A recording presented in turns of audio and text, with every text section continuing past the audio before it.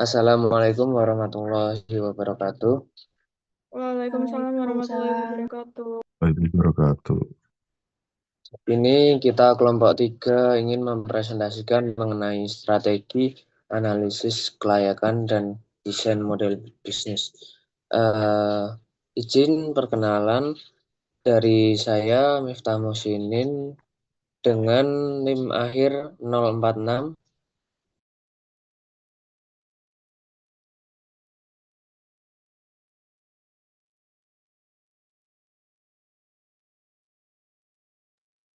Selanjutnya bisa perkenalan dulu guys.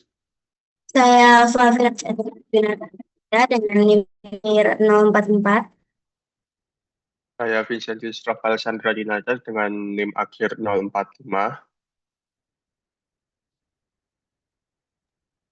Saya Regita Indah Permatasari dengan NIM akhir 052. Saya Mariam Labiba dengan NIM akhir 062.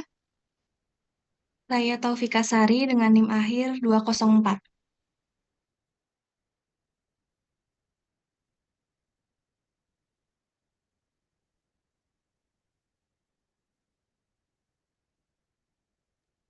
Oke, yang pertama adalah proses melakukan penilaian ide. Nah, menilai sebuah ide bisnis tidak cukup hanya dengan melihat seberapa menarik atau uniknya ide tersebut. Ide terlihat bagus di atas kertas belum tentu memiliki peluang yang sama untuk mengetahui apakah ide tersebut dapat diwujudkan menjadi sebuah produk atau jasa yang sesuai dengan kebutuhan konsumen. Berikut pentingnya menilai ide bisnis. Yang pertama, ide menarik belum tentu berhasil di pasar. Selanjutnya, perlu penilaian melalui riset pasar untuk mengetahui kelayakan ide bisnis. Fungsi riset pasar yaitu menghubungkan gagasan awal dengan realitas pasar. Yang kedua, menghasilkan data objektif tentang minat konsumen, perilaku beli, dan ukuran pasar. Yang ketiga, membantu meminimalisir resiko kegagalan dan menyesuaikan produk agar tepat sasaran.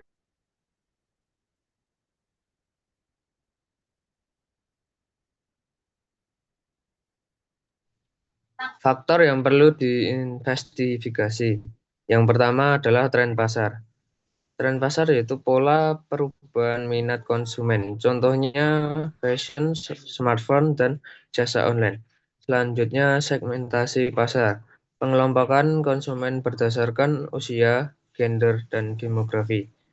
Selanjutnya yaitu ketersediaan informasi. Pentingnya akses data dari responden atau sumber lain. Analisis SWOT. Identifikasi kekuatan, kelemahan, peluang, dan ancaman usaha. Yang kelima adalah efisiensi pasar. Memahami perilaku konsumen dalam menyerap informasi dan mengambil keputusan. Manfaat dari riset pasar adalah tes produk untuk mengukur minat konsumen, menentukan peluang produk edisi terbatas atau musiman, mengetahui besar pasar potensial, mendapatkan tanggapan pasar terhadap produk atau jasa, memahami perilaku konsumen secara lebih mendalam. Selanjutnya ada PESTEL yang merupakan faktor-faktor makro dalam sebuah industri. PESTEL merupakan singkatan dari political, economic, social, technological, environmental, dan legal. Political factor adalah administrasi dari sebuah sistem politik yang berdampak pada jalannya suatu industri. Biasanya berupa kebijakan atau subsidi yang diberikan pemerintah dengan syarat dan ketentuan tertentu. Kemudian ada economic factor yang merupakan lingkup ekonomi yang lebih luas, memiliki dampak yang sangat kuat terhadap perusahaan dan konsumen. Jadi semakin luas lingkup ekonomi, semakin kuat juga dampak kepada sebuah perusahaan. Contoh faktor ekonomi adalah berupa tingkat inflasi, tarif dan pajak, nilai tukar, dan pertumbuhan GDP. Kemudian ada social factor yang merupakan faktor budaya dan tren sosial yang luas yang berdampak pada bisnis. Sebagai contoh, sebuah bisnis yang harus menyesuaikan norma yang ada di masyarakat. Technological factor adalah perubahan teknologi yang konstan mempengaruhi cara perusahaan bekerja, khususnya karena tren otomatisasi. hukum perlindungan data, dan inovasi dari dalam dan luar industri. Environmental factors, perusahaan perlu memberikan perhatian kepada isu lingkungan khususnya di tengah era krisis ekologi dan kekhawatiran akan perubahan iklim. Maka dari itu, sebagai respon terhadap kondisi alam dan untuk meningkatkan keberlanjutan, perusahaan perlu mengurangi emisi karbon yang dihasilkan. Yang terakhir adalah legal factors. Berfokus pada hukum yang berlaku dan tidak seperti political factor yang masih bisa berupa kemungkinan. Untuk menjaga integritas dan profitabilitas, perusahaan perlu mengamati HKI dan hukum anti monopoli.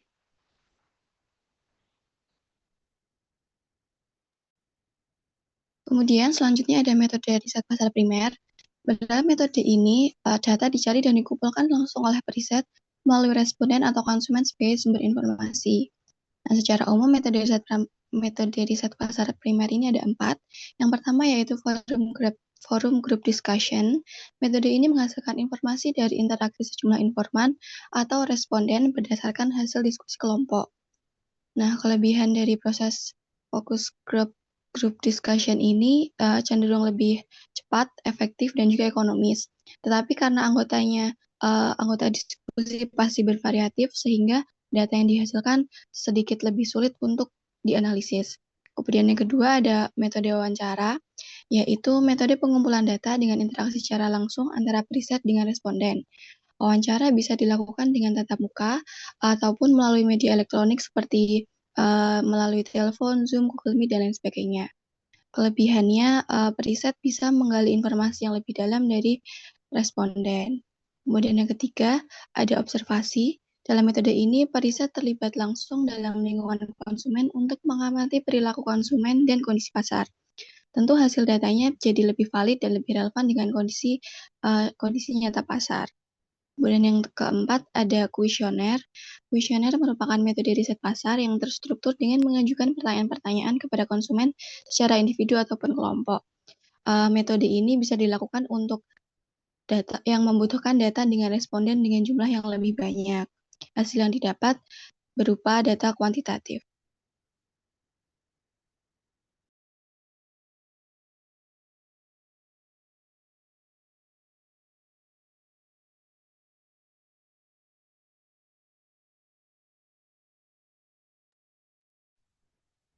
Yang selanjutnya ada metode riset pasar sekunder. Pada metode riset pasar sekunder, periset menggunakan data yang sudah dimiliki dan dikumpulkan dari perusahaan itu sendiri untuk tujuan accounting, laporan kegiatan, pemasaran, serta customer knowledge. Nah, data-data itu didapetin dari dua, yaitu ada data sekunder internal atau internal secondary data dan quantitative research. Nah, data sekunder internal atau internal secondary data adalah informasi yang dimiliki dan dikumpulkan dari perusahaan. Benar-benar maaf. Ulang, ini ada sedikit kesalahan di PPT. Yang kedua ini bukan quantitative research, tapi itu data sekunder eksternal ya. Jadi dari awal aja. Metode riset pasar sekunder itu periset menggunakan data yang telah dikumpulkan oleh pihak lain atau periset memanfaatkan data yang sudah ada untuk mendukung penelitiannya. Kelebihan dari riset data sekunder ini, informasi datanya sudah tersedia, mudah diperoleh, serta menghemat waktu dan biaya. Kemudian untuk kelemahannya, informasi datanya tidak selalu akurat. Kemudian jika ada sumber data yang kadaluarsa atau sudah tidak relevan, dapat mempengaruhi hasil riset. Data sekunder sendiri itu terbagi menjadi data sekunder internal atau internal secondary data dan data sekunder eksternal. Untuk data sekunder internal, informasi dikumpulkan dan dimiliki dari dalam organisasi atau perusahaan itu sendiri untuk tujuan accounting, laporan kegiatan, pemasaran, dan customer knowledge. Datanya ini diambil dari yang pertama data penjualan. Data penjualan nanti dari sini dapat memperoleh informasi tentang produk apa saja yang paling laku, kapan penjualan produknya paling ramai, dan di daerah mana produknya tadi paling laku terjual. Yang kedua ada database pelanggan. Di database pelanggan ini berisi informasi tentang siapa saja yang membeli produknya, berapa kali mereka membeli produknya, dan produk apa yang paling sering mereka beli. Yang ketiga ada laporan penjualan atau laporan pemasaran. Di sini berisi informasi tentang catatan promosi yang dilakukan oleh perusahaan sebelumnya, kemudian seberapa efek promosi tadi terhadap data penjualan. Data sekunder internal ini membantu perusahaan untuk mengetahui konsumsi pelanggan serta menilai kekuatan internal perusahaan sebelum melakukan ekspansi ke daerah lain atau ke pasar yang lebih luas. Kemudian untuk data sekunder eksternal itu berisi informasi yang dihasilkan oleh lembaga eksternal yang tujuannya untuk mengetahui kondisi di luar perusahaan. Datanya diperoleh dari yang pertama pemerintah dan Badan Pusat Statistik atau BPS. Dari sini informasi yang diperoleh itu berkaitan dengan jumlah penduduk, tingkat pendapatan masyarakat, serta tren konsumsi di lingkungan masyarakat. Yang kedua ada dari jurnal dan penelitian. Dari sini informasi yang diperoleh adalah informasi yang dapat mendukung riset, misalnya tentang perilaku konsumen, tren industri, atau pemanfaatan teknologi. Yang ketiga ada artikel media massa. Di sini diperoleh referensi mengenai isu yang baru saja terjadi, persaingan pasar, serta perubahan gaya hidup masyarakat. Next.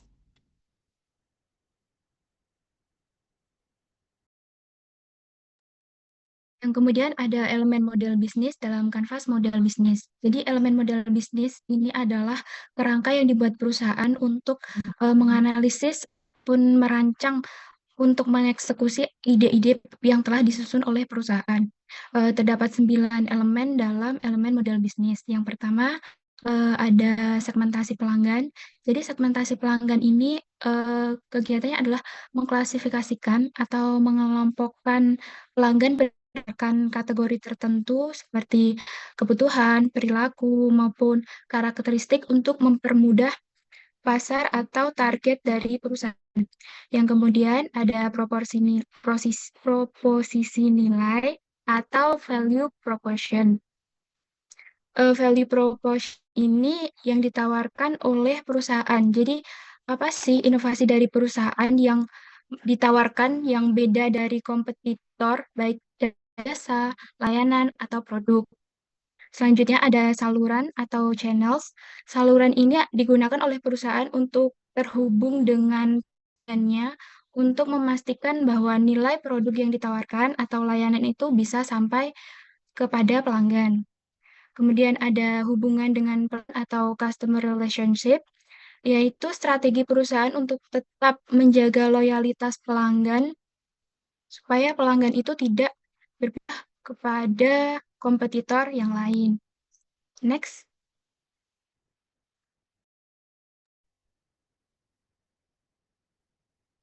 Kelima, ada sumber pendapatan. Sumber pendapatan itu pemasukan perusahaan dari pelanggan, bukan keuntungan bersih, yang mencerminkan aliran pendapatan dari tiap segmen pasar. Kemudian yang keenam, sumber daya utama. Sumber daya utama itu adalah aset penting seperti fisik, finansial, intelektual, dan manusia yang dibutuhkan untuk menjalankan bisnis dan menciptakan nilai. Kemudian yang ketujuh, aktivitas utama. Kegiatan inti yang harus dilakukan agar bisnis mendapatkan nilai dan pendapatan. Yang kedelapan ada kemitraan utama, yaitu pihak-pihak luar yang membantu kelancaran bisnis seperti supplier untuk efisiensi dan pengurangan resiko. Kemudian yang terakhir, yaitu struktur biaya. Struktur biaya itu seluruh biaya utama yang muncul dari sumber daya, aktivitas, dan kemitraan yang digunakan bisnis.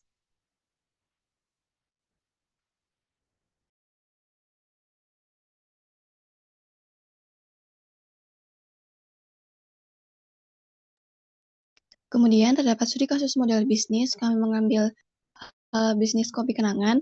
Yang pertama ada proses penilaian ide. Pada proses ini, pendiri mendapatkan ide bisnis kopi kenangan dari adanya tren kopi kekinian, tetapi mayoritas kopi kekinian memasang harga yang tinggi untuk secangkir kopi. Nah, oleh karena itu, tim pendiri melakukan menilai bahwa ada peluang untuk menjual berupa produk kopi kekinian yang menonjolkan cita rasa lokal dengan bahan baku berkualitas tetapi dijual dengan harga yang lebih terjangkau. Meskipun modal yang dikeluarkan cukup besar, namun omset yang didapatkan tergolong tinggi. Selain itu, pendiri juga telah menyiapkan tim rekan bisnis yang handal dan sudah berpengalaman di bidang F&B dan manajemen sehingga dapat mengurangi risiko bisnis. Kemudian yang kedua, dalam aspek lingkungan makro, model bisnis kopi kenangan dapat dinilai dari sisi sosial budaya. Pendiri memiliki faktor pendukung bahwa kalangan masyarakat di Indonesia, khususnya generasi muda, memiliki budaya nongkrong. Hal ini menjadikan kopi tidak hanya sekedar minuman, tapi juga sebagian dari gaya hidup. Kemudian yang ketiga ada metode riset. Pendiri menggunakan metode primer untuk melakukan riset, yaitu melakukan uji coba produk dan wawancara konsumen untuk mengetahui rasa dan harga yang cocok dengan preferensi kemasan yang pas. Nah, dari hasil uji coba yang tadi, diperoleh bahwa responden cenderung menyukai kopi yang manis, praktis dibawa pulang, dan memiliki suasana kedai yang nyaman untuk nongkrong. Kemudian yang keempat ada model bisnis kanvas. Dari sisi customer, segmen utama dari kopi kenangan itu pekerja muda kantoran di kota-kota besar dan juga para mahasiswa yang gemar untuk nongkrong. Bisa juga pada mahasiswa yang gemar untuk mengerjakan tugas di coffee shop seperti itu. Kemudian selain itu juga terdapat segmen pecinta kopi yang menyukai kopi namun dengan harga yang lebih terjangkau.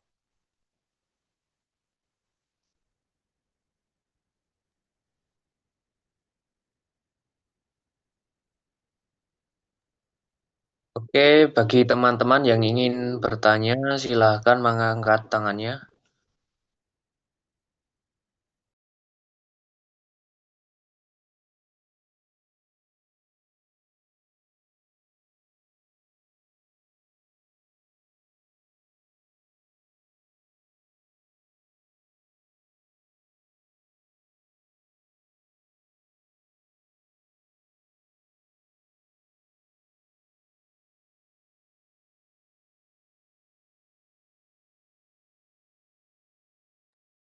Silakan Mas Rehan terlebih dahulu. Terima kasih. Sebelumnya, perkenalkan nama saya Rehan Dava Asmian dengan NIM akhir 058. Jadi saya izin bertanya, di metode riset pasar sekunder tadi kan ada dua jenis metode yang dapat digunakan, yaitu data sekunder internal dan data sekunder eksternal. Nah, apakah mungkin bisa terjadi riset dengan satu riset yang sama, misalnya sedang meneliti atau meriset database pelanggan atau customer seperti itu dengan kedua metode tadi. Jadi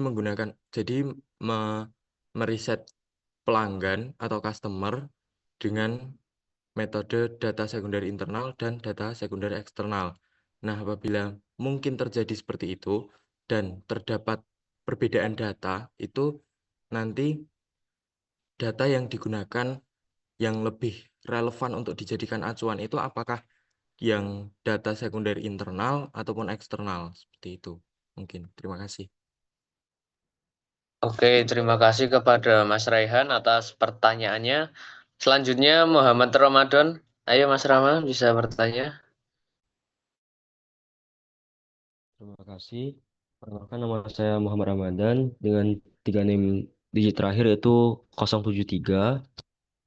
Jadi dalam PPT itu ada tentang PESTEL, yaitu faktor-faktor yang menjadi kekuatan makro dalam sebuah industri. Salah satunya faktor sosial.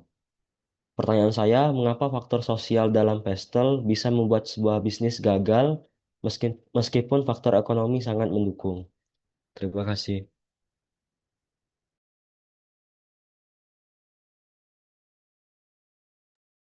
Oke, terima kasih kepada Muhammad Ramadan. Selanjutnya Mbak Dega, silakan.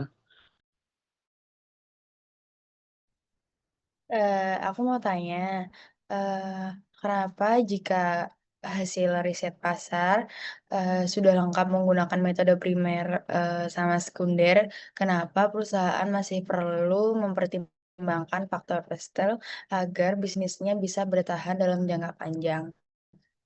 Ampun. Oke, terima kasih atas pertanyaannya. Selanjutnya Mbak Iren, silahkan. Oke, terima kasih teman-teman.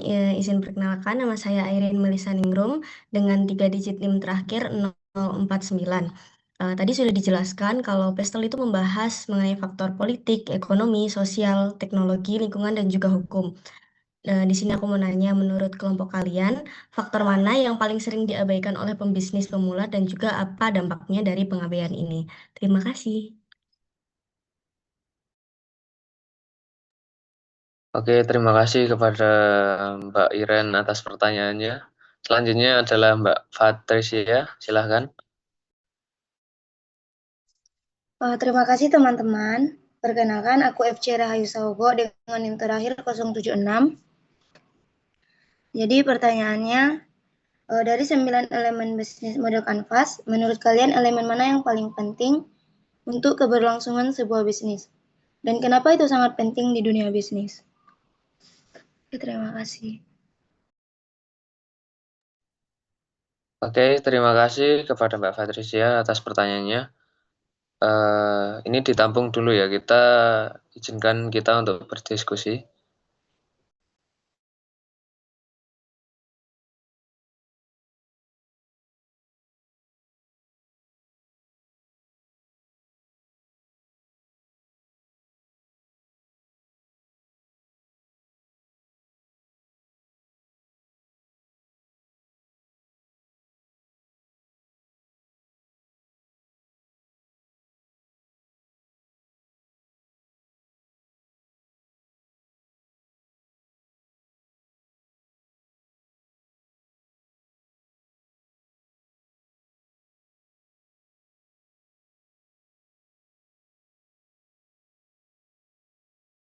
Recording stopped.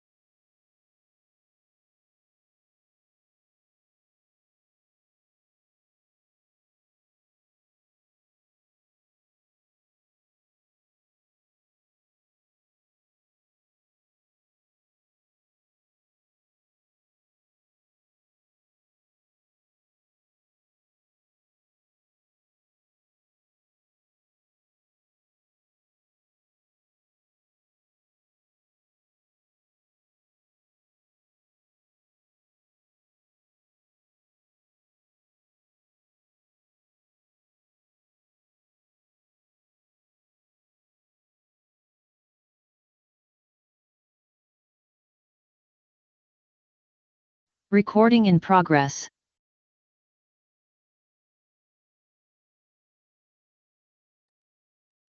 Eh, Mbak Samiatin, ada apa Mbak? Izin bertanya. Oh ya, apa pertanyaannya? Silahkan. Baik, pertanyaan saya adalah, di dalam metode riset pasar primer kan ada wawancara, penelitian, dan lain-lain. Nah, bagaimana caramu menggunakan riset pasar primer di era yang sedang darurat ini, yaitu adanya demo di mana-mana? Terima kasih. Oke, terima kasih atas pertanyaan Mbak.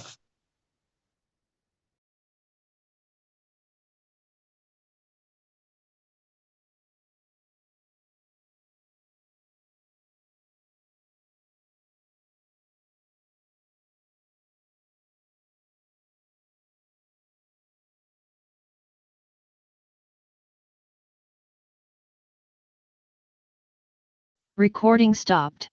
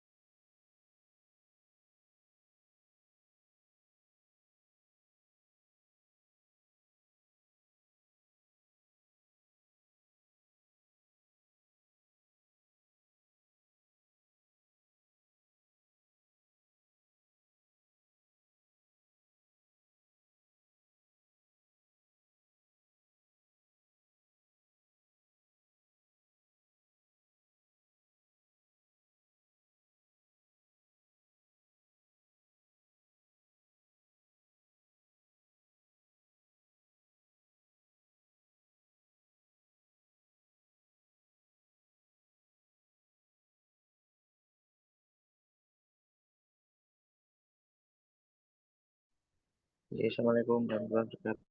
Sudah sampai siapa Mas? Waalaikumsalam Mbak. Ini baru diskusi Pak. Udah ada yang tanya? Ada yang tanya Pak.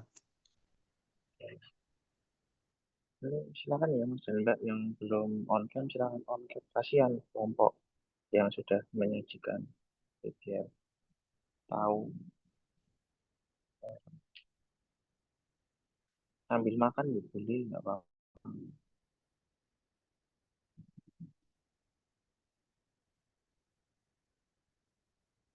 Mbak Novia, Mbak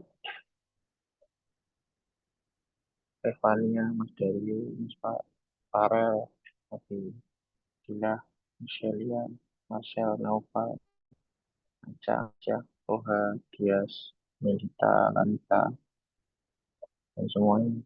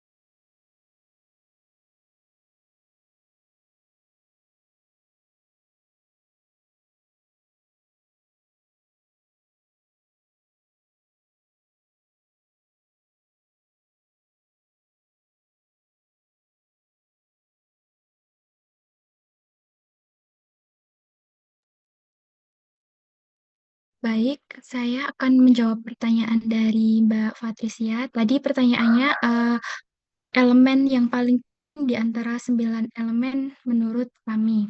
Jadi menurut kami, elemen yang paling penting itu adalah value proposition atau proporsi nilai. Dengan alasan proporsi nilai itu memberikan inovasi dari si perusahaan tersebut. Jadi perbedaan perusahaan dari kompetitor itu apa sih? Nah, nanti kalau inovasi yang diberikan oleh perusahaan itu baik, nanti akan hubungan dengan elemen-elemen lain seperti segmentasi pelanggan, saluran, hubungan pelanggan, pendapatan, mitra, dan yang lainnya dari sumber daya.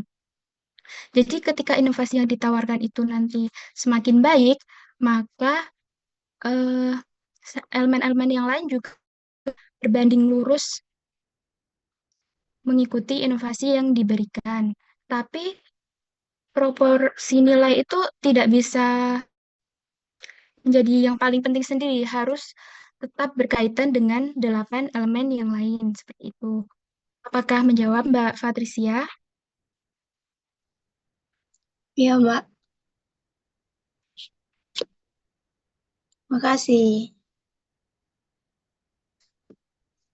Oke, selanjutnya izin menjawab untuk pertanyaannya Mbak Dega tadi terkait dengan apakah jika perusahaan sudah menerapkan riset pasar primer dan sekunder, apakah masih perlu menerapkan PESTEL dalam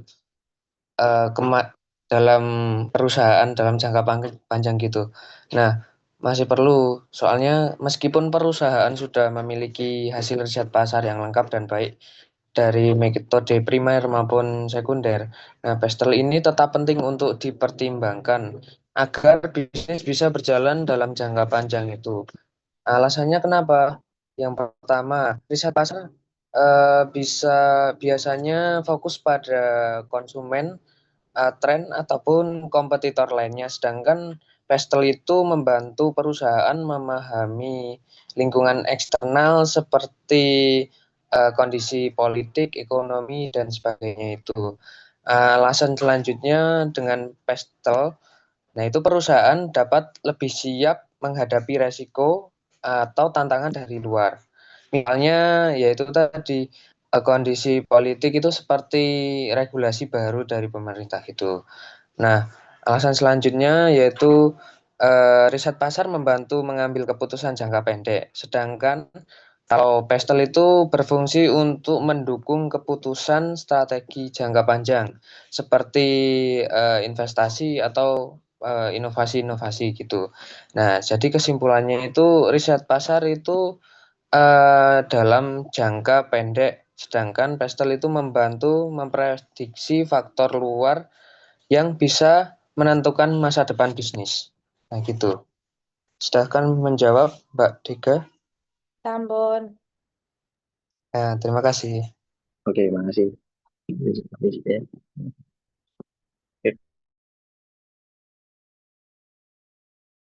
Oke, betul. Jadi memang di beberapa analisis itu PESTEL, ada Thomson, ada SWOT, ada yang lainnya. Itu memang tergantung dari suatu perusahaan, dia pengen mencari informasi apa, kemudian memastikan bahwa nantinya kegiatan usaha itu tetap bisa berjalan eh, dalam jangka waktu yang panjang atau sustainability. Jadi memang ketika kita menjalankan suatu usaha ya tidak bisa ber, ber apa berdasarkan pada analisis yang coba-coba gitu, atau cuma ya sudahlah kita gambling aja. Nah, itu nggak bisa. Jadi memang harus dianalisis tren. Kalau di bisnis kemarin ada analisis tren di kok bisnis di sebelah kemarin ada analisis tren yang malam memang dilihat tren yang ada saat ini. Misalnya yang saat ini terjadi itu kan kayak gejolak ekonomi politik ya, sangat-sangat eh, dinamikanya sangat tinggi banget sekarang. Karena dengan adanya isu demonstrasi, kemudian kasus itu terjadi nasional sampai peringatan zona merah dan sebagainya, itu membuat sistem perekonomian kita secara tidak langsung ya menjadi terganggu gitu. Dan analisis itu bisa jangka pendek, bisa jangka menengah, bisa jangka panjang. Jadi memang memang tergantung dari kebijakan dari manajemen itu nanti dia akan seperti apa kayak gitu. Juga di dalam analisis apa eh, yang tadi disampaikan, ini saya berikan contoh misalnya kalau teman-teman besok mengikuti suatu lomba, kan tingkatannya mungkin yang bisa kita lakukan sekarang ya itu ya bisnis kecil-kecilan dulu, kecuali teman-teman sebagai pewaris bukan perintis. Nah, kalau pewaris ya nggak usah analisis, itu udah diserahkan pada eh, apa anak buah kita gitu. Tapi kan kita sebagai perintis harus bisa menganalisis. Bahkan ya sebagai pewaris pun juga sebenarnya harus bisa menganalisis. Jangan sampai kemudian nanti teman-teman dan kutip kalau saja lagi yang bilang diapusi gitu, dibohongi sama data gitu. Nah, tingkat pertumbuhan perusahaan sekian Pak, oh ya ya ya gitu, cuma iya doang, tapi teman-teman tidak melihat indikator-indikator yang ada di dalamnya itu. Nah, sangat penting. Dan juga yang kedua, lomba gitu. Jadi kalau teman-teman ikut lomba eh, bisnis digital bisnis plan atau lomba yang berkaitan dengan KWU, itu pasti akan ditagih analisis itu. Harus ada analisis tren pasarnya gimana, analisis marketingnya gimana. Mbak, eh, di sini Bentar, saya beri ini ya, saya berikan contoh yang dari KPMK kemarin. Eh, nah, nah di sini dia tempatnya Mbak Malita ini belum dia versi yang belum final. Jadi dia bikin bikin semacam eh, inovasi kayak gitu untuk mendukung hilirisasi rumput laut. Nah, jadi ada potensi di sana di rumput laut di daerah pesisir itu ada potensi yang kemudian bisa dikembangkan. Idenya bagus, tapi masyarakat atau juri itu akan melihat tuh, apa iyo itu akan bisa menjadi potensi, kan belum. Nah, gitu lah. Makanya kemudian ada analisis di sini. Ada macam-macam. Dia untuk pengembangan apa aplikasinya tetap menggunakan metode ilmiah, itu pengembangan ADDE. Bisa menggunakan 4D juga bisa menggunakan Board Ergo bisa kayak gitu. Jadi tergantung dari apa. Nah, ada juga Samsung ya, dia menganalisis potensi pasarnya. Nah, dia dilihat eh, kegiatan usaha kita itu ada yang mau beli nggak? Makanya ada analisis pasar juga. Jadi, oke, sasarannya adalah penduduk sini, nah, misalnya kayak gitu. Genji jumlahnya berapa? Kayak gitu. Nah, jumlahnya berapa itu kemudian dianalisis, dilihat tuh potensinya, proyeksinya. Nah, itu itu penting. Jadi eh, kita buat usaha, mau jualan cilok, cilok ya, ya udah nggak ojo cilok lah. Kopi, mau jualan kopi. Siapa yang mau beli kopi itu? Oke, yang mau beli adalah mahasiswa. Kenapa? Kok bisa mahasiswa dianalisis dulu? Oh, ternyata teman-teman mahasiswa itu sekarang senangnya nongkrongnya di kafe, di kopian kayak gitu. Dan yang dibeli kemudian kopi. dan banyak juga pesaing-pesaingnya yang lain. Apa kelebihannya, apa kelemahannya. Nah, dari situ kemudian dilihat, oke, potensi yang akan beli adalah mahasiswa UNJ misalnya. Maka saya akan menyasar pertama adalah mahasiswa UNJ. Berapa jumlah mahasiswa UNJ? Berapa yang suka kopi dan lain sebagainya. Nah, itu dilihat gitu. Nah, terus setelah itu di ini juga bisa dengan analisis SMART ini juga bisa SMART analisis. Dia dilihat spesifiknya siapa ini. Oh, nanti pemasok kopinya siapa? Oke, petani kopi yang dari Temanggung karena kualitasnya bagus misalnya ya kayak gitu. Atau dari mana gitu yang kualitasnya bagus. Oke. Kemudian apa mau jualannya mau seperti apa, jam berapa, ya kan? Bahkan itu pun juga juga akan mempengaruhi apa analisisnya dari jam berapa sampai jam berapa. Terus Sabtu Minggu mau jualan nggak?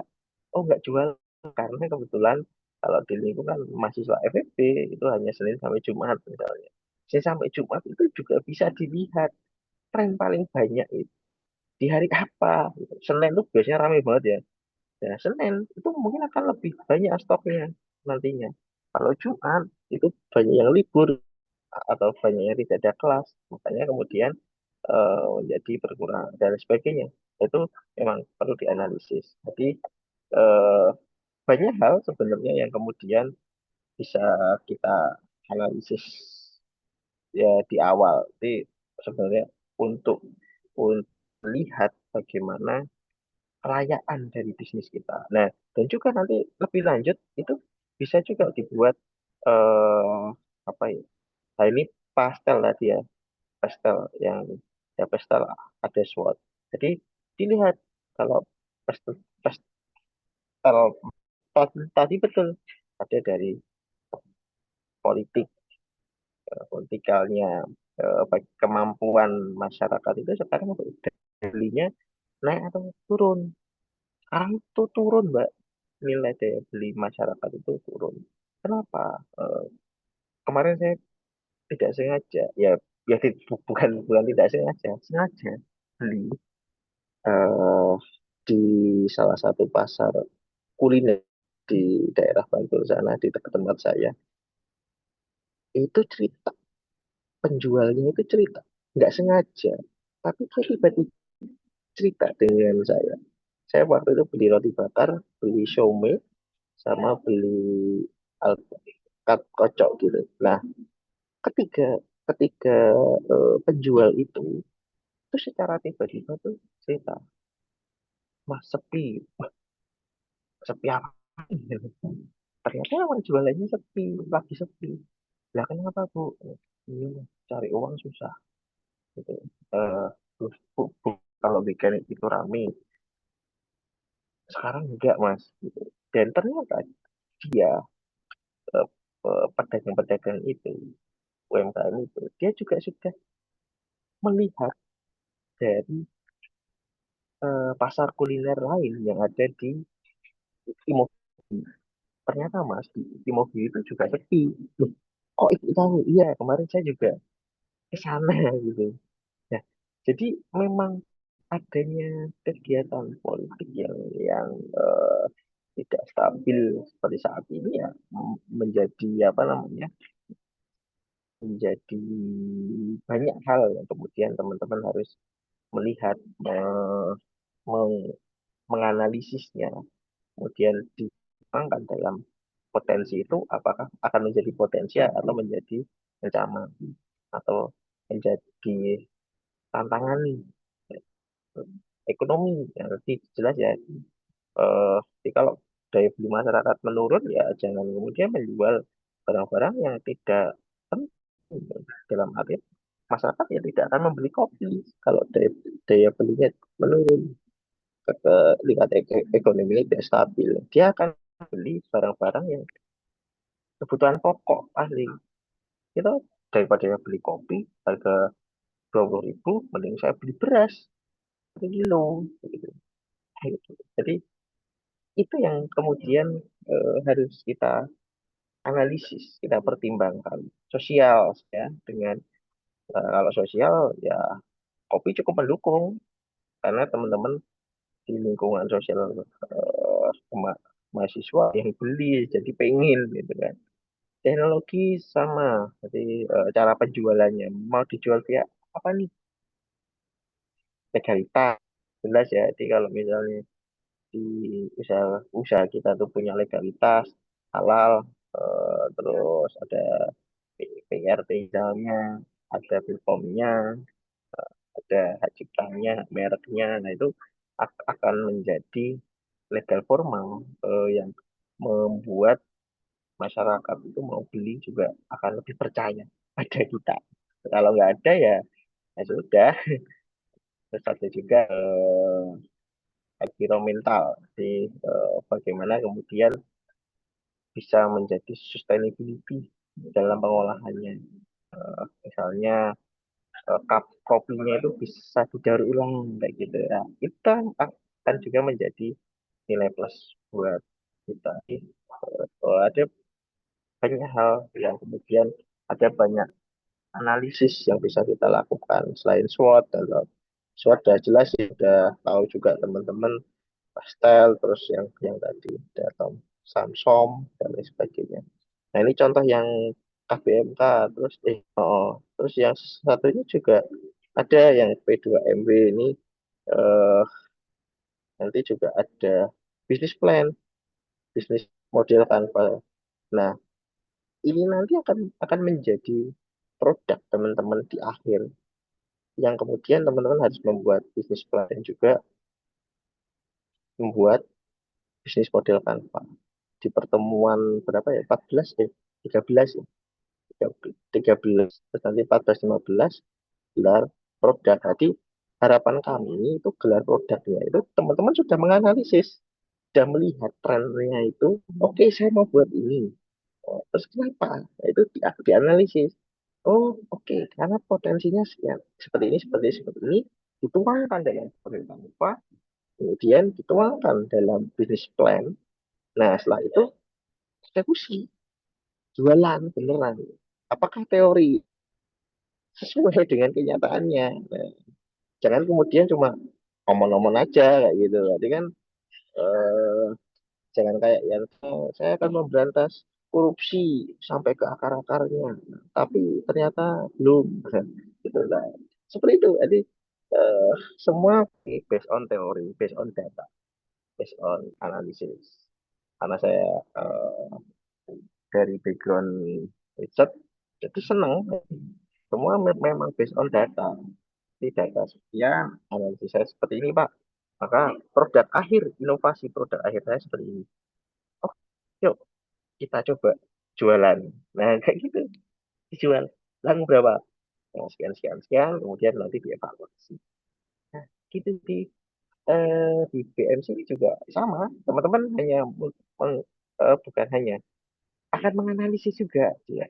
Di partnernya siapa, begitunya apa, value-nya gimana, channelnya mau siapa aja nih, customer-nya siapa, gitu. Segmen customer-nya siapa, revenue-nya kan didapat dari mana aja, biayanya apa aja. Nah, gitu kan. Jadi itu akan membuat teman itu kemudian bukan berarti menciutkan usahanya, tapi akan melakukan beberapa langkah ke belakang untuk lari secepat-cepat. Kayak gitu. Jadi kalau kayak orang lari, oke, saya mau lari, maka saya perlu persiapan. Apa nih? Oke, bekal, oke, minum, oke, pemanasan, oke, nah, dan lain sebagainya. Kemudian setelah selesai, start, gas.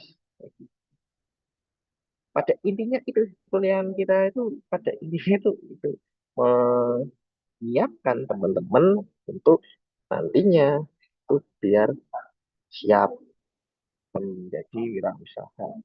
Ya jadi akuntan boleh, tapi juga halnya kita bisa. Kalau pengen kaya itu memang salah satu jalur.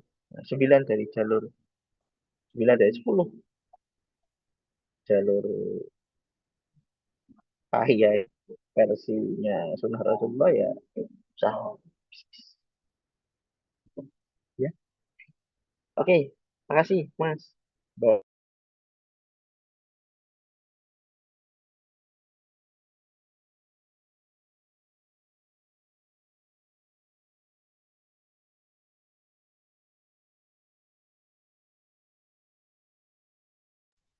Oke, lanjut untuk menjawab pertanyaan selanjutnya. Silakan.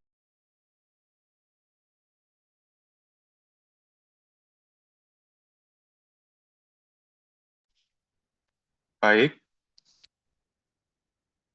izin menjawab untuk pertanyaan Mas Muhammad Ramadan. Jadi pertanyaannya adalah, mengapa faktor sosial dalam Pestel bisa membuat sebuah bisnis gagal meskipun faktor ekonomi sangat mendukung? Jadi, memang benar bahwa faktor ekonomi yang mendukung dapat menyokong dan memberi peluang pada sebuah bisnis. Namun tanpa adanya pemahaman akan kondisi masyarakat, bisnis dapat kehilangan kepercayaan masyarakat. Sebagai contoh, saya ambil restoran halal bakso Afung yang disorot publik karena kasus kerupuk babi. Untuk menjaga kepercayaan masyarakat, mereka memutuskan untuk menghancurkan semua peralatan makan yang ada dan menggantinya dengan yang baru. Namun, apa yang akan terjadi jika kehilangan kepercayaan masyarakat? Bisnis dapat tekanan dari masyarakat. Mungkin juga dapat berupa boykot, yang mana hal ini membuat perkembangan bisnis menjadi stagnan atau bahkan negatif. Jadi kesimpulannya adalah, apabila sebuah bisnis tidak mendapatkan sebuah restu dari masyarakat, maka sebuah bisnis akan mengalami kemunduran atau bahkan kebangkrutan. Sekian, apakah pertanyaan sudah terjawab? Terjawab, Mas. Terima kasih.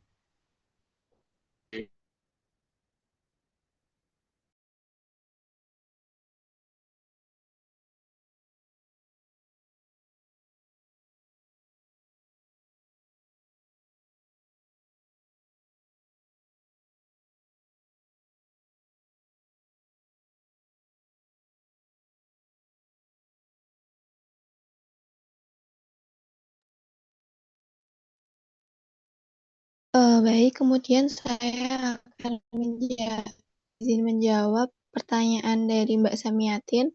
Pertanyaannya yaitu, bagaimana caramu menggunakan riset pasar primer seperti wawancara, penelitian, dan lain-lain di era yang sedang darurat ini, yaitu adanya demo di mana-mana.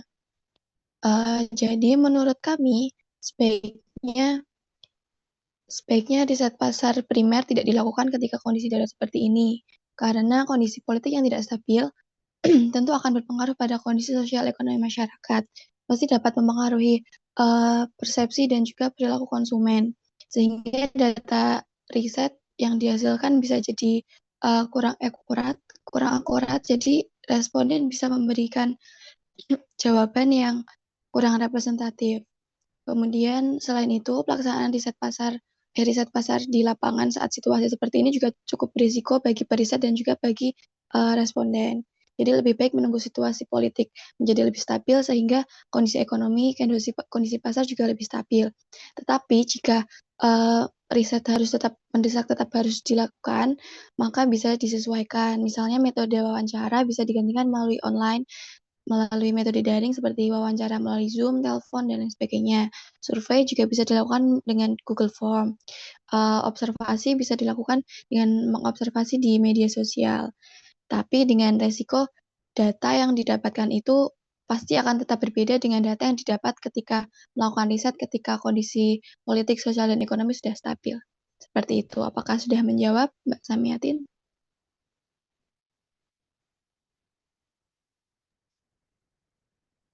Oke, kalau dari sisi saya, mungkin gini Mbak, betul. Kalau memang yang di riset itu adalah orang yang demo atau Terima kasih sudah menjawab. UMKM-nya Terima berada kasih. di daerah itu. Itu di daerah pendemo itu memang ya menjadi tidak bisa diriset kayak gitu karena dari tempat. Tapi dampaknya ke masyarakat bisa di riset. Nah, misalnya nih, saya skill lagi ke tempatnya Mbak Marita tadi. Nah, itu akan menjadi informasi bagi kita ketika apa namanya, ketika terjadi hal-hal seperti ini, itu gimana sih kepada masyarakat? Sehingga nanti informasi yang kita dapat itu bisa menjadi bekal kita untuk menentukan kebijakan kemudian hari. Kalau misalnya memang situasi politiknya tetap seperti ini, harusnya itu seperti apa? Kalau misalnya nanti terjadi lagi hal seperti ini, itu para UM atau kita sebagai wirausaha itu harus seperti apa? Membuat produknya seperti apa? Apakah kemudian kita harus berproduksi atau tutup atau menambah modal atau seperti apa? Nah, itu malah justru bisa menjadi bekal kita. Tapi betul yang disampaikan Mbak Mariam tadi memang ya kalau memang tidak bisa dilakukan juga ketika memang itu yang kita wawancara adalah yang terkena dampak langsung di lokasi itu memang tidak bisa. Tapi kemudian eh, survei online oke, atau di media sosial juga kita bisa melihat loh dari komentar-komentar netizen yang ada di apa di TikTok, di IG, itu kan kita juga bisa tuh bagaimana komentar mereka dan itu dilakukan oleh oleh Mbak Malita ini juga kemarin arahkan untuk Mbak, kita nggak bisa kalau kita nggak tahu informasi langsung dari UN atau Lembaga Laut mendetail itu, ya kan? Maka kemudian saya minta waktu itu, Mbak, coba besok weekend kamu datang ke sana, kamu tanyain ke para UMKM itu gimana responnya. Nah, betul dia ke sana, dia mungkin mencari tahu, terus dia melihat sendiri bagaimana eh, olahan rumput laut seperti apa, bagaimana orang jualan rumput laut itu diolah sebagai untuk apa aja sih, kemudian dijual di mana sih, harganya berapa sih, apakah jualnya per kilo atau per plastik atau mana. Nah, itu dia itu dan itu kemudian dituangkan di belakang sini. Jadi oke, dia turun ke lapangan. Nah, ya kan ini dia observasi dan wawancara. Dapat edukasi ternyata itu. Jadi belum dapat edukasi untuk pengolahan rumput laut. Jadi baru diolah sebagai kritik kebanyakan. Ini cukup bagus. Ada olahan untuk sebagai kerupuk. Itu udah bagus. Nah, tapi ketika kita tidak melihat ke sana, itu nah, terus oh, yang terjadi saat ini. Nah, seperti yang saya lakukan itu, saya tidak sengaja observasi sebenarnya datang ke UMKM yang notabene pasar kuliner, yang semua orang jualan itu di situ, semua orang beli di situ, dan itu selalu bilang seperti itu. Bilang seperti yang saya sampaikan tadi. Mas sepi. Saya nggak tanya loh. Dia bilang, Mas sepi. Nah, kenapa sih? Kan biasanya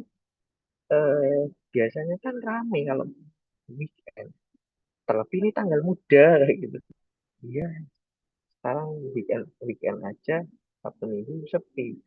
Loh, lah, iya, cari uang lagi susah. Gitu. Ya, yang bilang pakai bahasa Jawa, ini mas, cari uang belum susah, gitu. Dagangannya nggak laku dan ketika saya beli itu kan di jam 8-an ya, masih banyak mbak. Ternyata masih banyak ya. Biasanya yang itu memang terenak sih di sana. Jadi biasanya sudah tinggal sedikit kayak gitu. Jadi eh, itu kelihatan di lapangan seperti itu. Kemudian pemerintah mengklaim pertumbuhan ekonomi 5,12% yang ketika saya lihat sebagai seorang analis ya, ya gitu lah, kok bisa. Nah, seperti itulah yang kemudian ini sebagai data otentik yang dapat teman-teman dijadikan landasan nanti mau buat usaha apa nih? Nah, maka dilakukan analisis. Misalnya juga bisa loh kalau mau kopi tadi boleh sambil beli kopi di depan FEB itu sambil diajak ngobrol bakule itu sehari jual itu berapa sih rata-rata kayak gitu, tanya aja nggak apa-apa kan itu sebagai bahan kita untuk dan lain sebagainya yang bisa dilakukan oleh teman-teman observasi wawancara itu.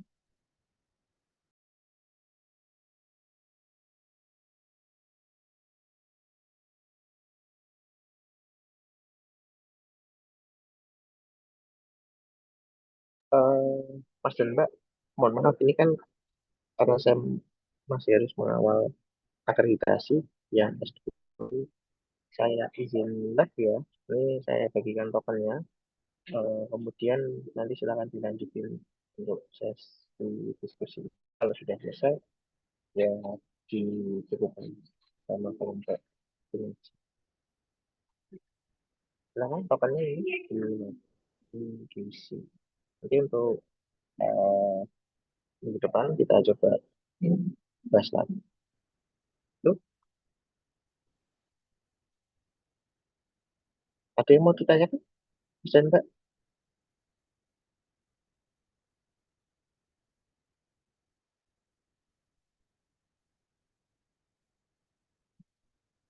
Ada yang mau ditanyakan?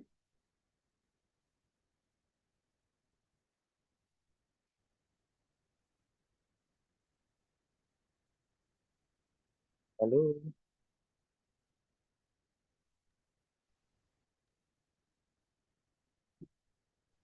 Tidak, Bapak.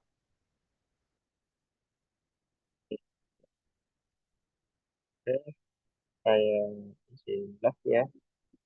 Terima kasih Mas Mas. Wassalamualaikum warahmatullahi Waalaikumsalam. Waalaikumsalam warahmatullahi wabarakatuh. Terima kasih, Pak.